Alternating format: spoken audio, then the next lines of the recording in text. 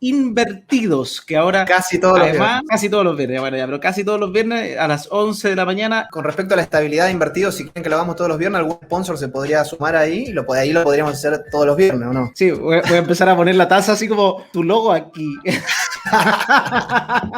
Momento comercial, vamos a una tanda. Rodrigo, ¿de qué vamos a hablar hoy día? Porque la semana pasada pasó algo muy bonito, muy interesante. Estábamos vueltos locos porque el tema de finanzas personales quedó muy bueno, pero entre medio, un par de personas nos dijeron, oigan, pero nos encantaría saber en qué invierten ustedes. Y le hicimos una votación. En el caso mío ganó apenitas el portafolio. Así que vamos hoy día a hablar de los portafolios y el próximo capítulo vamos a hablar de finanzas personales, capítulo 2. Exactamente. Recuerden que para los que no vieron, yo lo tengo subido ya, estuvo bien interesante y ahí un poco que dimos la pauta de que no se puede aprender a correr si antes no se camina y si antes no se gatea, ¿no? Entonces, ordenar las finanzas personales, si realmente te metes a querer invertir sin tener ordenadas tus finanzas personales, sin saber cuánto gastas, cuánto recibes, tener deudas desordenadas, es un gran riesgo y de verdad que no lo recomendamos. Este portfolio de inversiones y demás, o ahora que hablamos de inversiones, es para personas y lo recomendamos obviamente que inviertan las personas que ya tienen cierto mindset o cierto chip ahí cambiado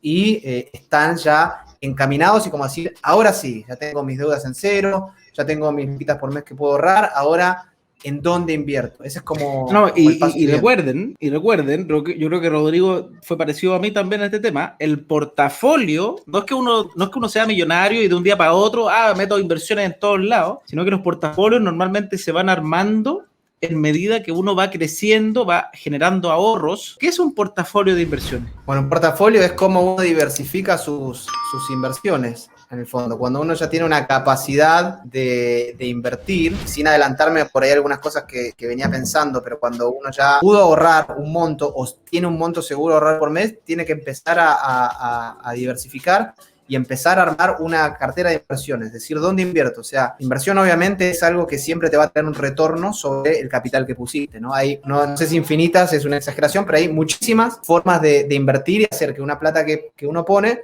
le vuelva más, ¿no? Pero sí, eso es lo que vamos a hablar hoy y generalmente, ahí como para dar una puntita y una puertita para ver un poco tu opinión, Francisco, creo que la inversión inmobiliaria es una de las mejores para partir porque te permite partir apalancado y si uno lo hace bien es tremendo porque va a ser una de tus mejores inversiones con el menor capital posible y las más seguras. Entonces, como para mí los primeros pasitos para meterse en inversiones es sí o sí tiene que ser la inversión inmobiliaria. Ahí yo, en medida que he ido creciendo en esto, he ido cambiando el concepto, porque acá es como casi todas las respuestas cuando uno empieza a aprender, empieza a aparecer cada vez más el depende. Y a uno al principio no le gusta porque el depende es como, pero ¿por qué todo depende? Es que en verdad depende. Porque, por ejemplo, aquí Manuel justo me pregunta cómo comprar casa en Chile es muy difícil porque si uno quiere partir... yo partí con la inversión inmobiliaria, fue mi primera buena inversión. Antes invertí en puras tonteras, pero porque yo tenía la capacidad. Entonces, por ejemplo, Rodrigo, si una persona... no tiene la capacidad de crédito. ¿Qué me refiero a esto? No tiene una renta adecuada, una renta recurrente que le den capacidad de crédito, le den crédito hipotecario, probablemente la inversión inmobiliaria no va a estar ni siquiera en el radar, porque va a ser muy caro, va a ser muy difícil para poder invertir. Entonces, yo antes decía, no, si la inmobiliaria es la mejor, pero en verdad la inmobiliaria es la mejor quizás para personas de ciertas características, de una renta, por ejemplo, superior a 800,000 pesos, que tengan una capacidad de ahorro de 200,000 pesos, y ahí quizás la inversión inmobiliaria se vuelve atractiva como un buen punto de partida, pero para una persona que quizás está con un sueldo de 500,000 pesos, la inversión inmobiliaria no sea la primera, sino que primero esa persona va a tener que preocuparse de, ¿puedo ahorrar con estos 500,000 pesos? Si puedo ahorrar, perfecto, entonces bien, si no, voy a tener que buscar cómo generar mayores ingresos, que ese es el punto clave. Si ya puedo ahorrar, probablemente esa persona va a partir quizás por un fondo mutuo, por la cuenta 2, y en medida que crezca va a poder optar a la inversión inmobiliaria. Pero sí concuerdo que la inversión inmobiliaria es mi favorita, pero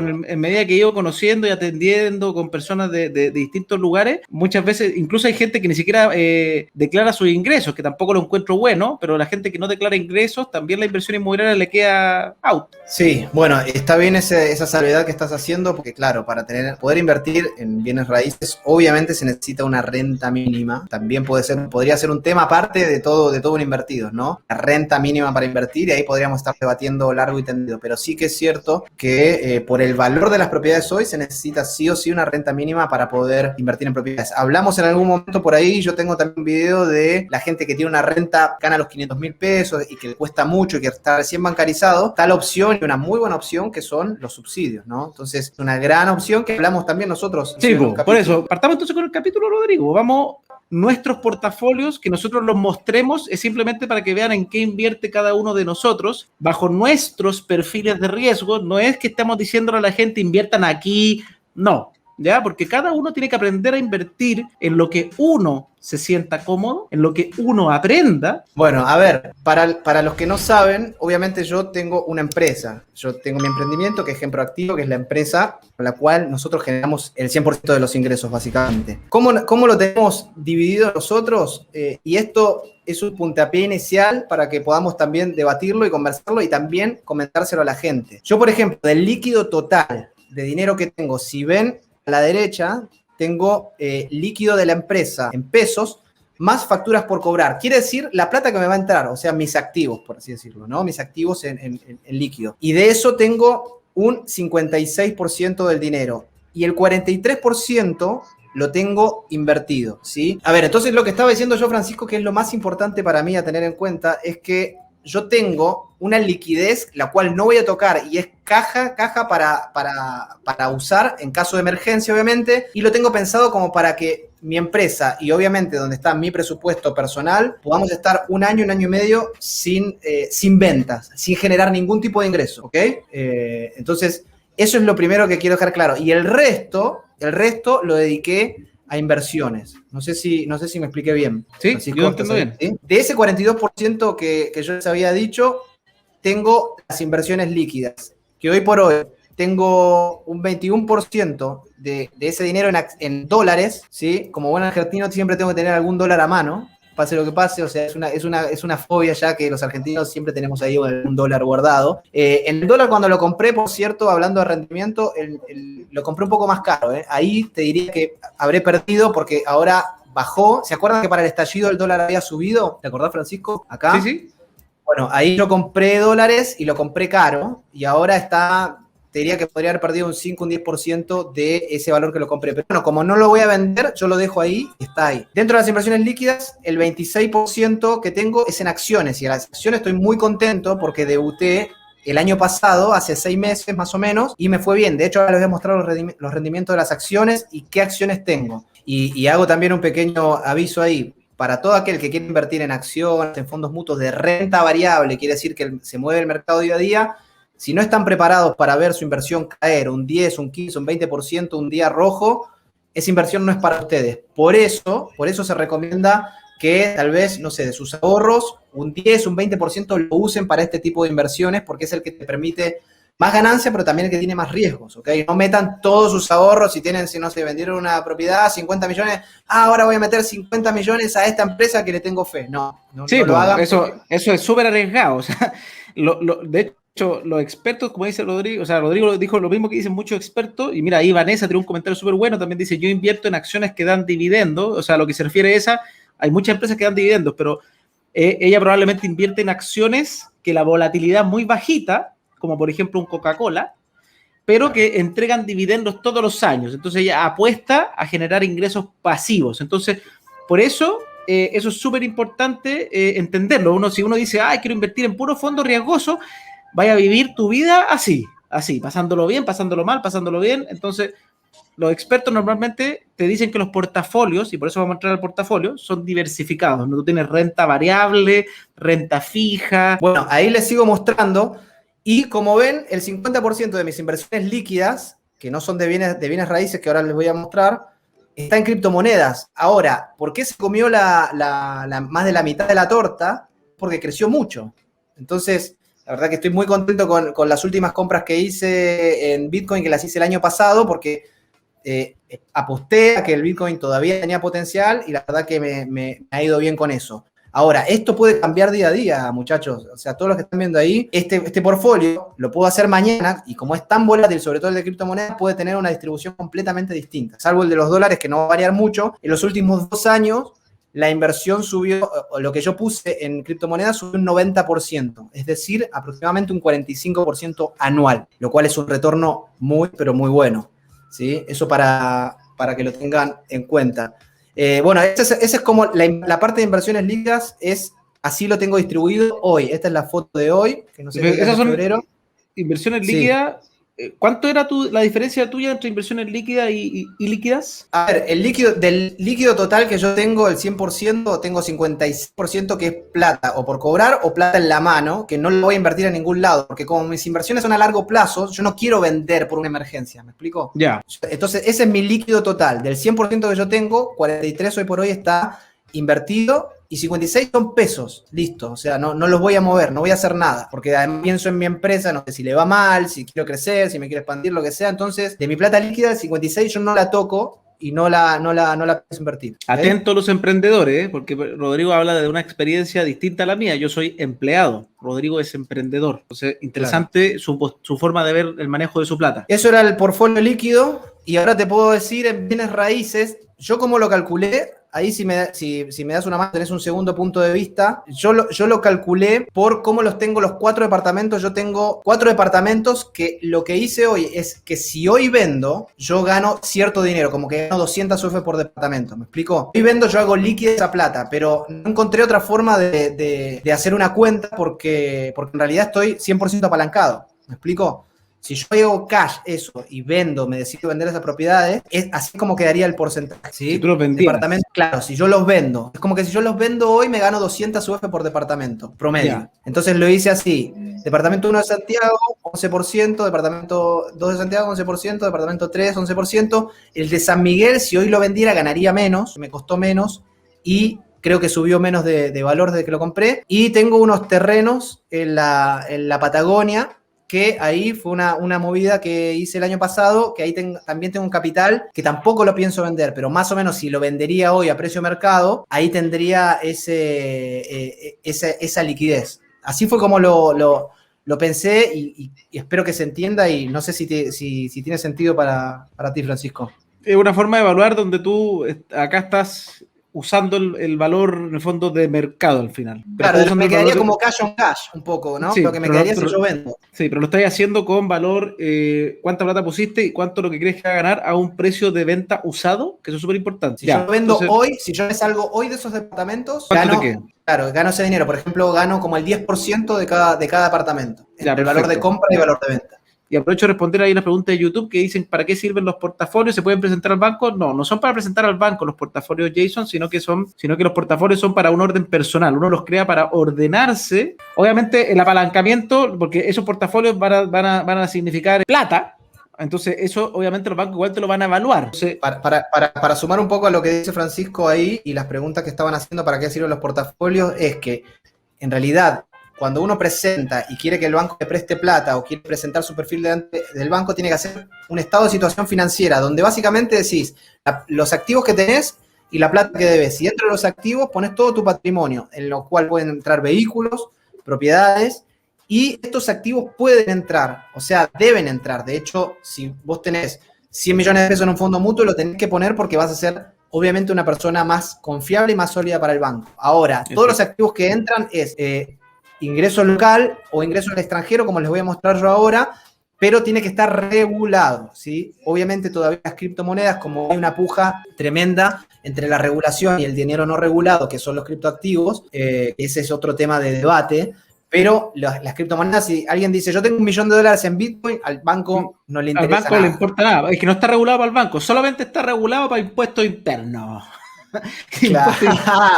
Impuestos internos ya lo reguló y uno tiene que pagar impuestos por las criptomonedas, pero para el banco no existen, ya para que sepan. Ya vamos, sigue con tu portafolio.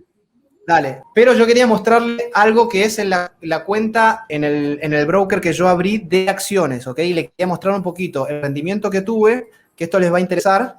Y además de eso, Tienes que enseñar a usar eso. Sí, esta es la que me pediste que te ayude. Sí, porque yo me abrí cuenta. Yo empecé en julio del año pasado, ¿ok? Serían 6 meses. Así empezó mi cartera, y así empezaron mis rendimientos. De repente, en un mes, yo ya estaba 23% arriba. Y ahí tú dijiste, ¿okay? Soy increíble, soy el mejor inversor. Soy Jordan Belfort. digo el logo de Wall Street. Que eso, ojo, a todos les pasa esa tontera. Los que van a invertir, paciencia. Recuerden que la gente que en verdad invierte bien lo hace a largo plazo y la gente que es exitosa de verdad en las inversiones es aquella que logra en el largo plazo rendimiento. O sea, si una persona les dice, oye, yo saqué 80% este año, soy el rockstar, sacar en un año 80% puede ser le pegaste el palo al gato, pues, o sea. Claro, exactamente. Y yo acá, Francisco, algo que podría llegar a decir y agregar es que acá cuando yo vi, obviamente y la primera tentación es decir, wow, si yo vendo ahora, ya me llevo 20% más en un mes, es un montón de plata. Pero ahí es donde empieza, esa es la trampa que cae la mayoría de las personas. Wow, gané. Y claro, gané, voy a invertir más o voy a vender, ¿no? Obviamente, si uno vende ahí, saca esa plata, pero después, ¿cuándo volvés a entrar? Entonces, por eso hay que definir una estrategia de inversión. Si los que están viendo en los distintos canales, yo les recomiendo que estudien, y si ahí el señor director lo puede poner, la estrategia Value Investing, que es invertir en acciones a largo plazo, pensando en el valor intrínseco que aportan las compañías, y luego está el valor, lo que es la plata que genera, los activos que tiene, la deuda que tiene, y después está el precio de mercado, que el precio de mercado puede estar recontra sobrevendido, como le pasa a Tesla, por ejemplo. Entonces, sí, la estrategia la acción vale más de lo que vale la empresa, mucho más. Sí, ni siquiera genera dinero hoy por hoy. Ok, confiamos en el futuro, confiamos en Elon Musk y demás, pero ¿qué pasa si se muere Elon Musk mañana? Le agarra un paro cardíaco. ¿A dónde se van las acciones de Tesla? A Iron Man no le pasa eso. Entonces, ahí como pueden ver en el gráfico, tuvo un rendimiento, yo me imaginé, obviamente, que iba a tener una corrección y que iba a bajar, y así fue. A los 2 meses bajó, corrigió. Acá volví, acá empecé a perder plata, Francisco. Acá estuve en menos 3%. Acuérdate, no perder plata. El valor de tus acciones estaban en negativo, pero mientras tú no saques, exacto, no pierdes. Y aprovechando a Freddy que pregunta, ¿se puede invertir en acciones directamente? Uno invierte en acciones a través de brokers, no a través de los bancos, Freddy. Solamente que los bancos normalmente tienen sus brokers. Tú inviertes a través de la corredora de bolsa del Santander, la corredora bolsa del Banco Estado. Y así como los bancos tienen sus corredoras de bolsa, existen corredoras de bolsa que son independientes a los bancos, como estos Interactive Brokers, hay varias empresas. Lo importante, y ahí también alguien preguntó, eToro, ahí Interactive Brokers, la gracia es que las acciones quedan a nombre tuyo, ¿verdad, Rodrigo? A diferencia de un eToro, por ejemplo, que tú no compras, las cosas no son tuyas. Claro, entonces, exactamente. Entonces eso es importante diferenciarlo. Hay empresas que transas acciones, pero nunca son tuyas. Eso es un tema. A mí eso, por ejemplo, no me llama tanto la atención. Y hay otra empresa como Renta 4, que en Chile es bien sólida.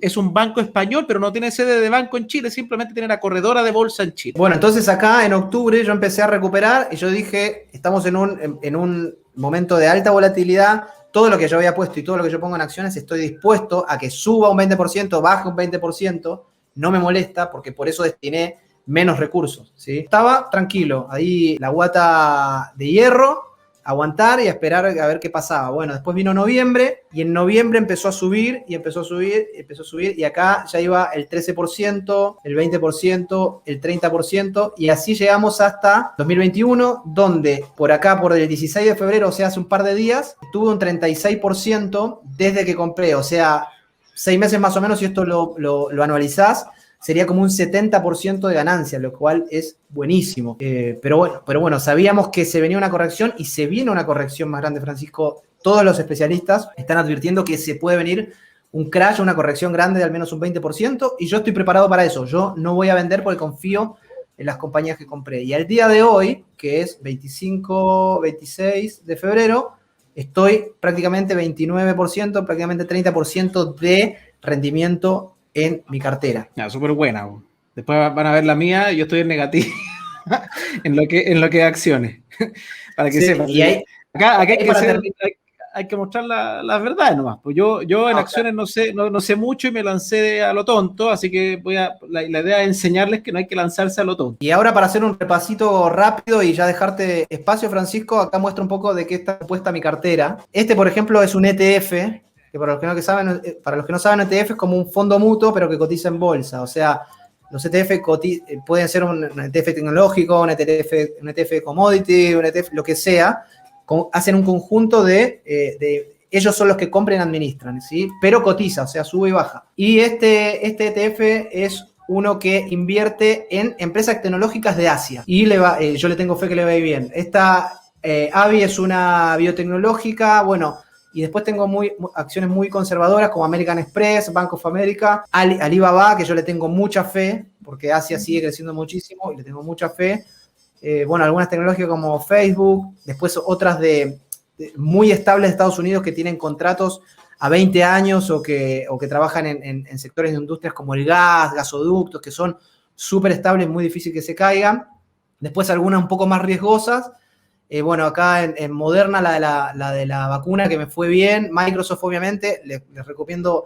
Microsoft es una empresa que tiene mucha seguridad y tiene mucho potencial de crecimiento todavía. Qualcomm, que son hardware tecnológico.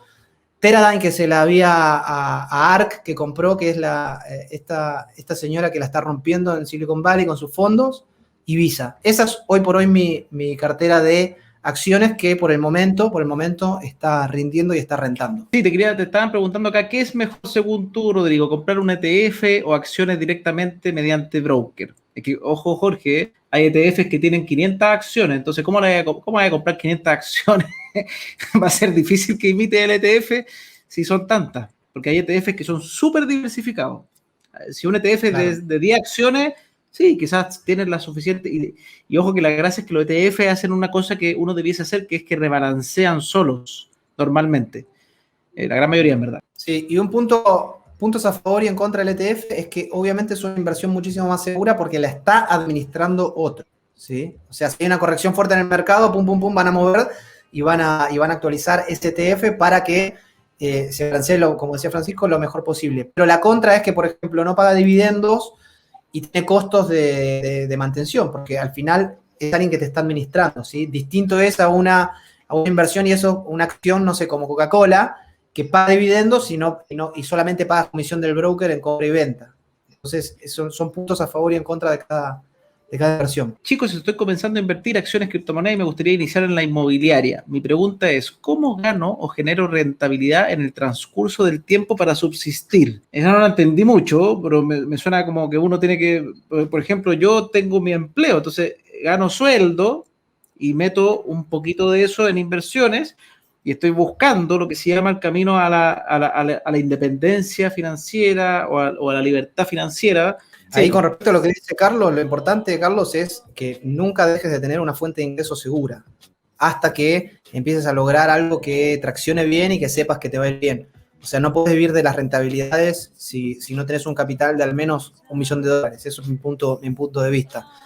Porque no te van a dar los márgenes, ¿sí? Para generar ingresos estables de un 10, de un 15% anual, y eso ya serías muy bueno, como lo que hablábamos en distintos episodios. Y quiero decir algo más, Francisco, con respecto, como para motivar también a la gente y también motivarte a vos a que en algún momento puedas emprender, que uno de los activos más importantes que yo no mencioné hoy por hoy es mi empresa, que ya tiene varios años, y las empresas, recuerden que las empresas se cotizan y se valoran. Hay una valoración, hay empresas que se dedican y tienen un área que son las áreas de adquisición y demás, donde se dedican a evaluar la empresa. O sea, yo, tal vez luego de 5 años de mi empresa, estar con balances y ordenadas, yo podría ir a decir cuánto vale mi empresa. Y te puedo asegurar que tranquilamente puede valer 2 o 3 múltiplos de mi facturación. ¿Me explico?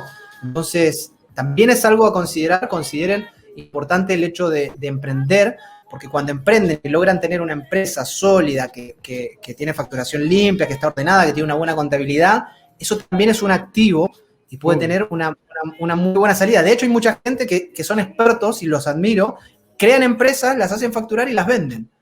Sí, hay gente que se dedica a eso. Parece genial. Hay gente que fría, arma su empresa y chao. O sea, apartamos acá. Ya, yo le advertí que yo no hice una PPT, porque no. Vamos, muy buena. Pero yo soy del Excel, a mí me gusta el Excel medio trivial también, porque esto es un Excel para poder compartir con todo el mundo, para que vean que cualquiera lo puede hacer, no tengo fórmulas mágicas, no hay que saber de macro, no. ¿Yo qué hice? Simplemente hice mi balance al 2020, acá oculté la fórmula porque no quiero mostrar la plata, pero uno lo que hace simplemente cuando comienza a invertir es poner la plata que tú tienes en cada ítem. Y yo fui poniendo durante todo el año, ¿ya? En medida que iba teniendo dinero, lo iba invirtiendo y calculé cuánto es lo que puse en el total del año. esta no es la forma más correcta, pero es una forma de poder verla. Y ahí me di cuenta que tenía así la cartera. Primero que todo, tengo un 29% invertido en departamentos. Y acá solamente considero los departamentos que ya tengo entregados. ¿Ya? No quise considerar los departamentos. ¿Cómo calculás, perdóname, cómo calculás ese 29%? ¿Con la plata que tenés puesta dentro, con el pie que pusiste? Yo puse con el pie que puse y con la plata que ya he pagado de amortización de dividendos. Eso fue lo que puse. Después, APB, tengo un poco en una APB. ¿Por qué tengo una APB? Porque creo que es un instrumento a largo plazo, donde, y aquí después van a ver por qué está rojo, les voy a contar, en verdad ha ganado, pero yo tengo rabia con mi APB, me quiero cambiar, les voy a contar por qué. Pero ya, yo tengo un 8% de mis ahorros totales en una APB. Un 1% en MedTech Fund, que es un fondo que se lo voy a mostrar enseguida. Un 3% en Silicon Fund, que es un fondo accionario muy interesante que cada vez estoy evaluando meter un poquito más. Pero estos tres, en verdad, son bastantes. Si yo se los voy a pintar acá, los que están viendo en la pantalla y los que estamos acá en los lives. Acciones, tengo un 6%. Y las acciones Silicon Fund y MedTech Fund son inversiones son líquidas, pero además son volátiles, muy volátiles, ¿ya? Y voy a abrir también mi cartera de acciones para que sepan en cuáles invertí. Después tengo plata en la cuenta 2. La cuenta 2 de la AFP, cualquiera lo puede hacer, es súper sencillo. ¿Qué hice? Cuando me apareció el retiro del 10%, mi AFP me dejaba meterlo en la cuenta 2, con un clic, casi básicamente, ya tenía la cuenta 2, y ahí tengo un 7% de mis ahorros, que ha rentado bastante bien. Ahí vamos a mirar. En Fintual tengo un 41% de mi ahorro. Yo me sorprendí cuando hice esto porque obviamente siempre he sido todo inmobiliario, pero al final el año pasado le metí tanta plata a Fintual que tengo un 41% de mis ahorros metido en Fintual. Aquí lo tengo en 3 fondos, para que sepan. Son 3 objetivos distintos. Uno es un objetivo que se llama pie. Este ejercicio lo hice hasta enero ¿ya? Ahora en febrero voy a hacerlo de nuevo y ha cambiado. Pero hasta enero tenía así, porque por ejemplo, en esos fondos de Fintual tengo 3 fondos. Conservador, moderado y arriesgado. El moderado tengo una plata que es de matrimonio. O sea, en el conservador. En el moderado tengo una plata que es para pie. Entonces, este mes va a cambiar esta figura porque ya saqué esa plata y me compré un departamento más. Entonces, este mes va a crecer mi departamento, mi fondo en departamento va a crecer y mi fondo en Fintual va a bajar, ¿ya? Porque saqué ese fondito que estaba destinado a pie, lo saqué. Y tengo otro fondo que es un fondo que está en el más arriesgado de todo, que ese lo tengo a largo plazo y le puse jubilación. O sea, si yo lo tengo, no lo toco. Y para todos los que aquí han estado invirtiendo en Fintual, el año pasado estuvimos todos con las cuentas alegres, pero esta semana se pegó un bajón, yo diría, o sea, espantoso, ¿ya? Pero es parte de, las inversiones son así. Y por último, un 5% que yo metí en criptomonedas, que fue un 5% de mis ahorros, de lo que tenía disponible, y ese 5% era platita que yo estaba dispuesto a perder. Atento con este dato. ¿Por qué? Porque las acciones, normalmente cuando uno invierte son empresas consolidadas. El Silicon Fund es diversificado en 16 empresas, el MedTech Fund son como 20 empresas. Entonces, pero las criptomonedas, yo dije, acá es algo que no conozco tanto, igual no creo que desaparezca, pero sí es algo que no conozco tanto, entonces plata que yo estaba dispuesto a perder. Y para mi sorpresa, me pasó que en el 2021 las criptomonedas crecieron un montón, y a enero, porque hoy día está más baja, a enero terminé con un crecimiento del 83% en las criptomonedas. Entonces, uno podría decir, Francisco, ¿por qué no te metes todas las criptomonedas? Imagínense que yo hubiera metido todas las criptomonedas y llegaba este lunes donde las criptomonedas bajaron como loco. Por eso uno tiene que, acá lo que se llama es, uno tiene una cartera y acá, mira, mi balance del 2021 hasta ahora se desbalanceó.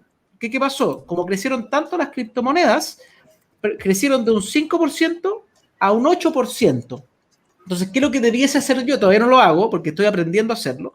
Yo debiese tratar de invertir más en otras cosas y menos en criptomonedas para que vuelva a mi 5%, que es el monto que yo estoy dispuesto a perder. Porque hoy día es un 8%. Entonces, hoy día es más grande. O sea, si pierdo todo, pierdo un 8%. Después, Fintual, no es que bajó, porque Fintual me creció un 5,3%, pero en mi balance bajó. ¿Por qué? Porque la criptomoneda subió mucho. Después, mi cuenta 2, miren qué lindo, mi cuenta 2 creció un 7,5%.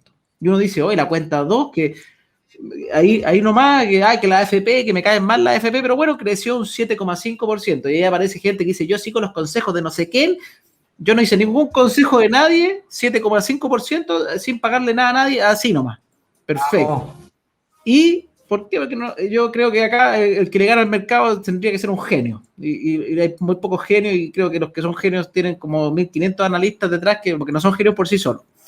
Entonces, pero genial, creció, pero igual bajó un poquito. ¿En qué fondo tengo en la cuenta 2? En el fondo A. Yo tengo todo arriesgado. Recuerden que mi perfil de inversionista es arriesgado. Yo meto todo en arriesgado. Hay gente que no le gusta perder, entonces tiene todo en fondos conservadores. Yo, el fondo conservador que tengo en Fintual es porque es plata del matrimonio y es plata de mío y de mi señora. Entonces yo no puedo obligarla a ella a mi nivel de riesgo, ¿ya? Claro, pero igual, Francisco, tenés que aclarar que ese fondo arriesgado es un porcentaje de tu fondo total, no es sí, toda la plata. es más o menos como un 40% de lo que tengo en Fintual. Ahí está mi fondo arriesgado. Sí, es que me gusta arriesgar. Si tengo, ¿qué ventaja tengo? Es que yo tengo tiempo. Yo estos fondos los tengo a 20 años. Me da lo mismo que un año baje un 50% porque tengo 30 años para invertir en esto. Francisco, te quería preguntar, el Fintual, que el fondo de renta variable, el más riesgoso, ¿cuánto te cayó en esta última semana? ¿Cuánto bajó en porcentaje? No lo analicé, pero sé que harto porque yo diría que un 50%.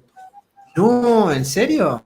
Sí, o sea, fue harto. Yo me fijé que fue harto porque tenía un 40, una cosa así. Es que entre los tres, porque Fintual te muestra, no me he metido a analizar cada uno, Fintual te muestra plata que tienes y plata que has ganado. Así funciona Fintual. Y si has perdido, plata que has perdido. Si te lo hace súper fácil. Te dice, tu plata, tu ganancia. Y yo tenía una ganancia de, por decirte algo, 100 lucas, era como 110 lucas, y hoy día tengo una ganancia de 55. Entonces, bajó bastante, ¿ya?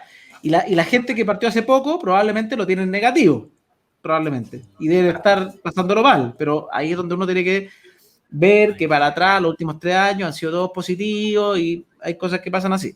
La gente que invirtió probablemente para el estallido social también vio su plata negativa un tiempo. La gente que invirtió en febrero del año pasado y después le tocó la pandemia también lo vio negativo. Entonces pasan esas cosas. Y mis acciones las tengo así. Yo compré acciones en Latam, voy un 14% abajo. Después invertí en Falabella, voy 11% arriba. Bien. Invertí en Enjoy, iba un 14%, porque esto lo hice, recuerden, a enero, iba un 14% arriba, pero Enjoy se pegó una crecida gigante la semana pasada y esta semana, y esta acción ya la vendí con un 86% de ganancia, así que le saqué un ganancia. ¿Y por qué la saqué? Porque como ya sé que yo no soy experto en acciones todavía, voy a empezar a poner esa plata en otras inversiones que son más pasivas y voy a aprender más de acciones para volver a entrar, pero con análisis más correcto. Acá, en el fondo, estoy aprovechando que si la chunté, la saco. Eso estoy haciendo en mi mercado. Después, AES-Gener, voy a un 9,3% negativo. Pero lo que sí, AES-Gener me generó acá algo lindo, que me generó 73 mil pesos en dividendos, que yo nunca había visto lo que era un dividendo y fue como, ¡ay, qué lindo, platita! Lindo.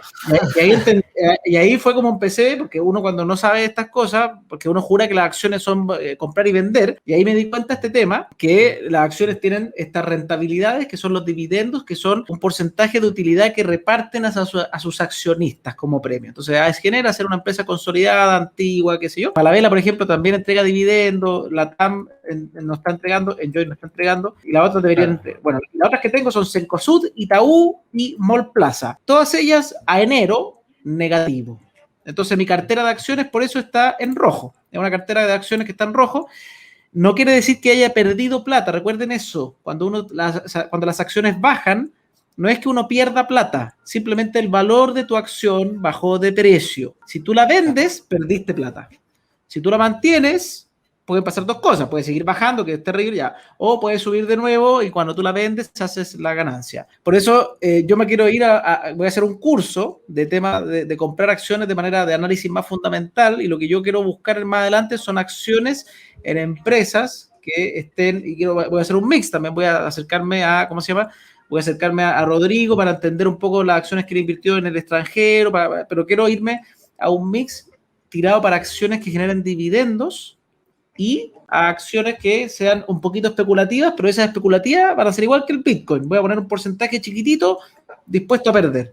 Y las otras acciones voy a tirarme en empresas que sean consolidadas, que el tema mejoren. De hecho, aquí, qué lindo que acá Clipsy está diciendo, busca cursos gratuitos de Yale.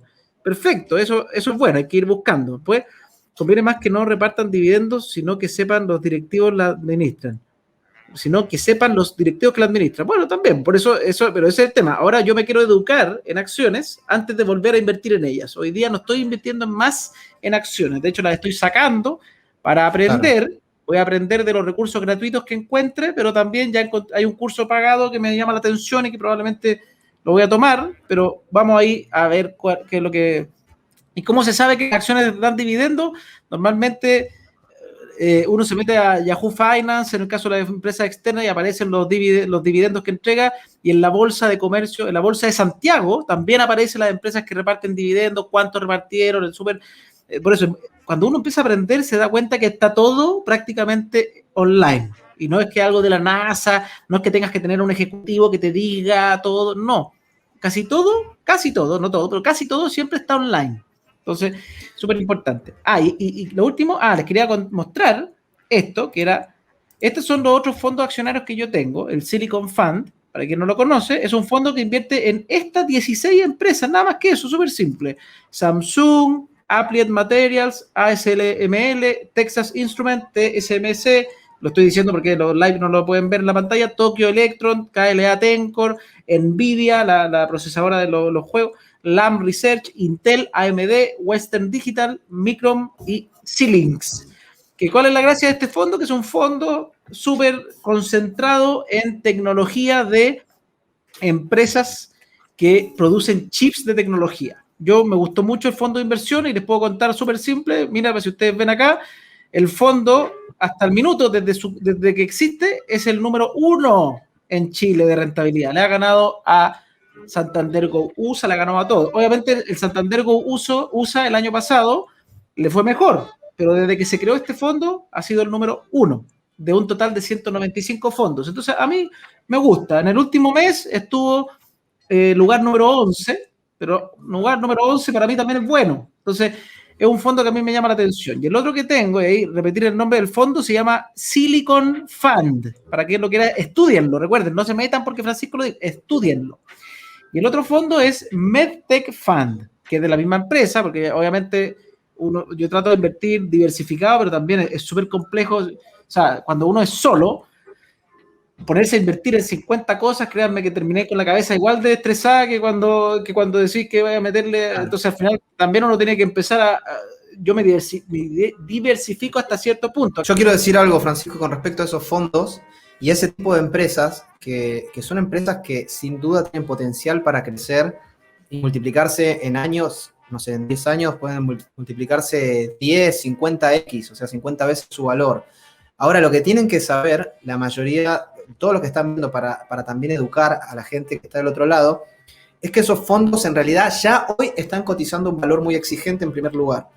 En segundo lugar, son fondos que están súper endeudados porque en realidad todavía no están generando ventas. En realidad la mayoría se gastan su plata, la plata que levantan, en innovación y desarrollo, ¿sí? En I+D.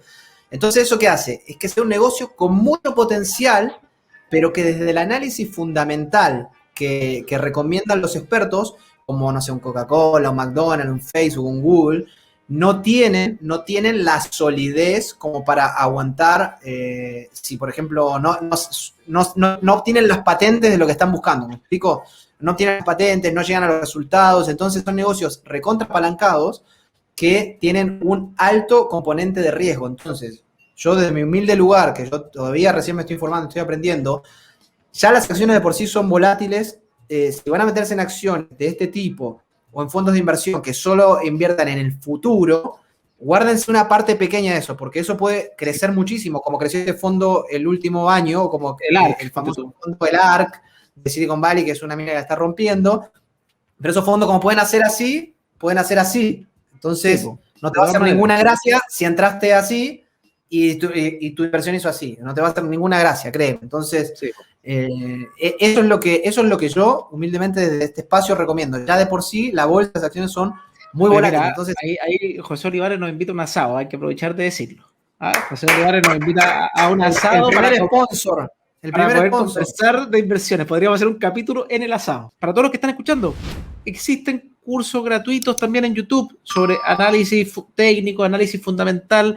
Uno cuando quiere comenzar a aprender, simplemente busquen el bichito. Eso sí, complementando lo que dice José, traten de pillar, en el fondo, cursos o videos de personas que sean validadas. Sí, yo quiero que entiendan, que todos ustedes entiendan que cómo está la dinámica de la educación hoy en Internet hay muchísimo contenido gratuito y de alto valor desparramado en la web, y en general, para cualquier cosa que quieras aprender, es un excelente punto de entrada y de partida. Y si uno es metódico y si tiene tiempo, que también es algo muy importante, si uno tiene tiempo y dispone de tiempo para bucear y navegar y buscar, es un buen lugar para inclusive ser especialista. Pero lo que yo recomiendo es, en Internet, hoy en YouTube, hay muchísimo contenido gratuito, y cuando querés profundizar o hay plata de por medio, como en el caso de las inversiones, te conviene empezar por lo gratuito, y luego cuando uno adquiere confianza y dice, esta persona reconoce su autoridad, su trayectoria, bueno, invierte en un curso, porque te va a cortar muchísimo ese gap de aprendizaje. Entonces, eso es algo muy importante para la autoformación, que es el futuro. Definitivamente para mí es el futuro. Clipside, que ahí está diciendo, tengo entendido que sobre 8 millones, ojo, que ahí hay una confusión y estás equivocado. Y ojo con esto, hay muchas personas que piensan que uno tiene que ganar más de 8 millones de utilidad en acciones para pagar impuestos, y no es así. Simplemente cuando tú tienes una renta superior a 8 millones de pesos, ya comienzas a pagar impuestos a la renta.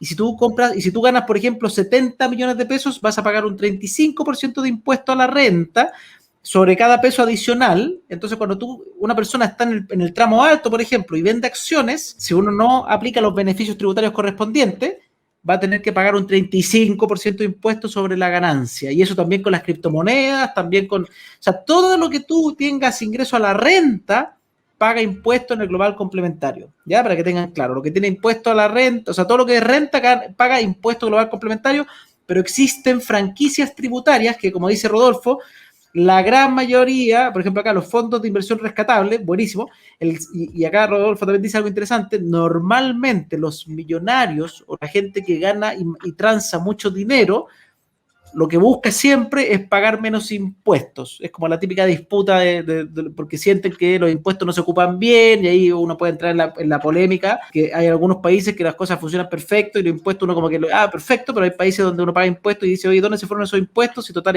al final igual tienen que pagar educación, salud, pero bueno. Qué desgracia los impuestos. Yo simplemente quiero cerrar con esta frase que me gusta mucho, que es de un argentino, dice que los paraísos fiscales existen, que existen los infiernos tributarios. ¿Te gustó?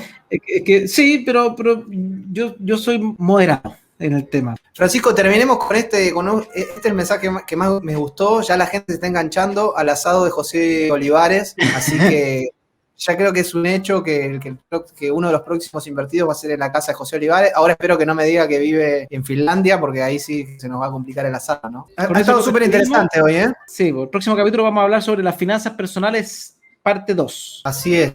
Bueno, no se olviden, por favor, a todos los que están ahí, de seguirnos. Les agradecemos por haber estado este tiempo. Quedaron muchísimas preguntas sin responder, pero también había mucho para contar. Y como siempre, desde este humilde lugar, esperamos que les haya servido esa información.